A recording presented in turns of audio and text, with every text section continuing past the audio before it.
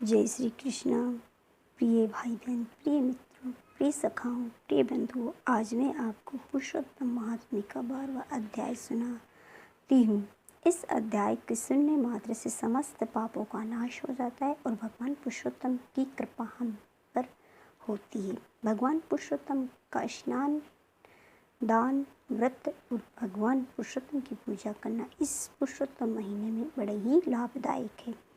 इसे हम सबको करना चाहिए और पुरुषोत्तम महात्म्य में दान भी अवश्य करना चाहिए। पुरुषोत्तम महात्म्य की कथा अवश्य सुननी चाहिए। इसलिए मैं आज आपको 12वां अध्याय पुरुषोत्तम महात्म्य का सुना रही हूँ। इस महात्म्य में द्रौपदी की अग्निकुंड से उत्पत्ति, श्री कृष्ण को पुरुषोत्तम व्रत का उपदेश। नारद जी बोले, हे नाथ, शंकर जी के चले जाने पर चिंता तो उस बाला ने क्या किया। सेवा, धर्म और सिद्धि के लिए मुझ दीन की सुनने की इच्छा है, सो कहो। श्री नारायण बोले, इसी प्रकार युधिष्ठिर ने श्री कृष्ण भगवान से पूछा था। तब भगवान ने युधिष्ठिर से कहा, जो कुछ कहा था वह मुझसे सुनो। श्री कृष्ण भगवान बोले, हे राजन, इस प्रकार शिव के चले जाने पर वह कन्या कांतिहीन हो गई, लंबी लंबी श्वास लेने लगी, अत्यंत डरी हुई, पतली कमर वाली, आंसू बहाती हुई रोने लगी। हत्याग्नि से उसका शरीर जलने लगा और उस तपस्वी की अवस्था दावाग्नि से जले हुए लता के पत्तों की भांति हो गई। ऐसे दुख पाते हुए जब बहुत समय बीत गया, तब काल ने उस तपस्वी को धर दबोचा। जैसे बिल में चूहे को सर्प दबोच लेता है, वैसे ही तपस्विनी को बलवान काल ने दबोच लिया। जैसे वर्षा काल में मेघ से छाए आकाश में बिजली चमक कर रह जाती है, वैसे ही वह तप से पाप भस्म कर अपने ही आश्रम में मर गई। उस समय धर्मात्मा राजा यज्ञसेन उसके अनेक सामग्री से युक्त एक महान यज्ञ कर रहे थे। तब उसी यज्ञ कुंड में से स्वर्ण के समान कांति वाली एक कन्या का प्रादुर्भाव हुआ, जो पहली ऋषि कन्या थी। वह अब ये राजा द्रुपद की पुत्री द्रौपदी के नाम से विख्यात हुई है।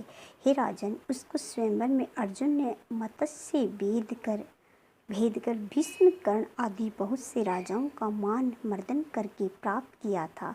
श्री नारायण बोले, हे नारद, उससे द्रौपदी को दुष्ट दुशासन ने बाल पकड़कर खींची थी और कर्ण ने सूल जैसे कटु वचन सुनाए थे। श्री कृष्ण बोले, हे राजन, पुरुषोत्तम मास के त्यागने से मैंने भी इसको त्याग दी। जब अत्यंत स्नेह के साथ मेरा नाम ले लेकर ये बार बार चिल्लाई कि हे दामोदर, हे दया सिंधु, हे कृष्ण, हे जगतपति, हे नाथ, हे रमानाथ, हे केशव, हे कलेश, हे नासन, मेरे माता पिता, भाई बंधु, सखी, भानज, बहन, इष्ट मित्र, पति आदि कोई भी नहीं है।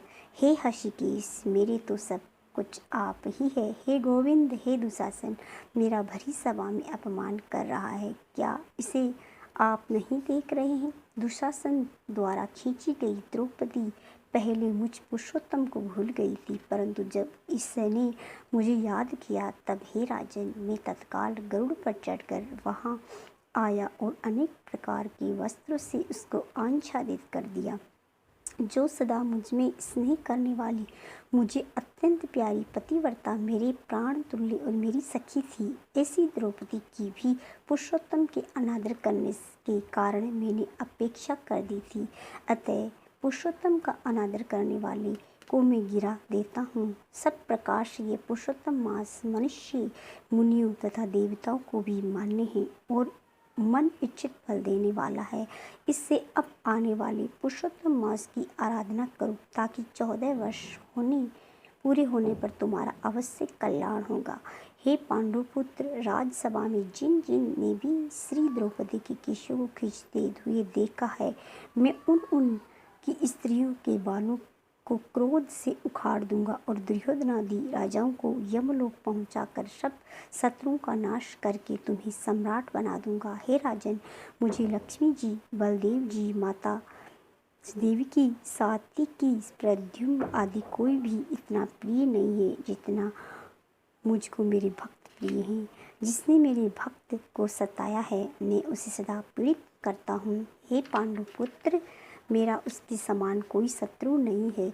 मैं उसकी ओर देखता भी नहीं हूँ। उसका यमराज ही दंड देने के अधिकारी है। श्री नारायण बोले, इस प्रकार भगवान श्री कृष्ण द्रौपदी और पांचों पांडवों को समझाकर द्वारिकापुरी जाने की इच्छा से बोले, हे राजन, अब मैं अपने विरह में विकल द्वारिकापुरी को जा रहा हूँ, जहाँ महाभाग वसुदेव जी, बड़े भाई बलदेव जी, माता देवकी, गद सांब आदि आहुक, उग्रसेन आदि यादव लोग, रुक्मणी आदि मेरी पत्नियां, ये सब मेरे आने की प्रतीक्षा में टकटकी लगाकर मेरे दर्शन की उत्कंठा में, मेरे चिंतन में लगे हुए हैं। श्री नारायण बोले, श्री कृष्ण भगवान के ऐसा कहने पर उनके जाने के अभिप्राय को समझाकर पांचों पांडुपुत्र गदगद कंठ से बोले, हे जनार्दन, जैसे जलचर प्राणियों का जल ही जीवन है, वैसे हमारे भी जीवन आप ही हो। आप जा रहे हो, जाइए, परंतु थोड़े ही दिनों में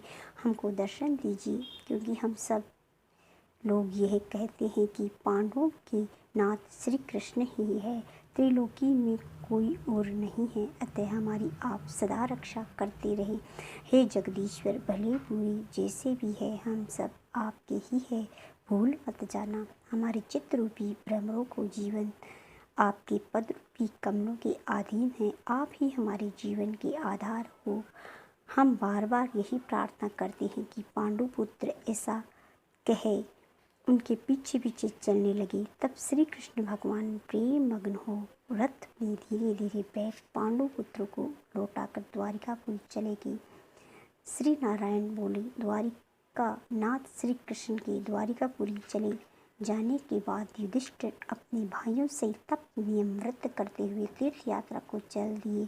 हे नारद जी, भगवान के प्रिय पुरुषोत्तम मास में मन लगाकर और श्री कृष्ण का वचन स्मरण कर द्रौपदी और छोटे भाइयों से युधिष्ठिर जी बोले, अहो, हमने पुरुषोत्तम मास का कितना उच्च महात्म्य सुना है।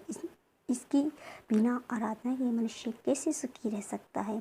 इस लोक में वही पूज्य, धन्य और श्रेष्ठ है जो अनेक प्रकार के नियमों से पुरुषोत्तम की पूजा करे। इस प्रकार तीर्थ यात्रा करते हुए पुरुषोत्तम मास आ गया। सबने विधि अनुसार नियम धारण किया। हे मुनि, 14 वर्ष भी पूरे हो गए। तब श्री कृष्ण की कृपा से उन्होंने भारत वर्ष का निष्कंटक राज्य प्राप्त किया।